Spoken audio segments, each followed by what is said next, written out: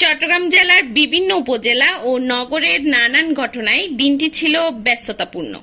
Chittagong city কর্পোরেশনের প্রধান নির্বাহী কর্মকর্তা সিইও তৌহিদুল ইসলামকে অপসারণের দাবিতে কর্পোরেশনের প্রধান ফটকে তালা মেরে বিক্ষোভ মিছিল ও সমাবেশ করেছেন কর্মকর্তা কর্মচারীরা।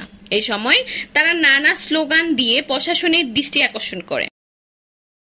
রাঙ্গুনিয়া উপজেলায় খালের পানিতে ডুবে মোহাম্মদ সাগর নামে এক যুবকের মৃত্যু হয়েছে। স্থানীয়রা তার লাশ উদ্ধার করে পুলিশে খবর দেন। মিরসরাইয়ে মোটরসাইকেলের নিয়ন্ত্রণ হারিয়ে রাসেল নামে এক যুবকের মর্মান্তিক মৃত্যু হয়েছে। দুর্ঘটনাস্থলেই তার মৃত্যু হয় বলে জানিয়েছে পুলিশ।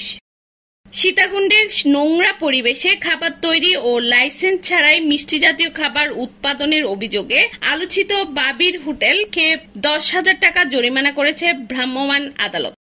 অন্যদিকে ফটিকছড়ির নাজিরহাট পৌরসভার সোয়াবিল বৃদ্ধাশ্রম ঘাট সংলগ্ন হালদা নদী থেকে অবৈধভাবে বালু উত্তোলনের দায়ে 3 যুবককে 15 দিনের বিনাশ্রম কারাদণ্ড দিয়েছে ভ্রাম্যমাণ আদালত।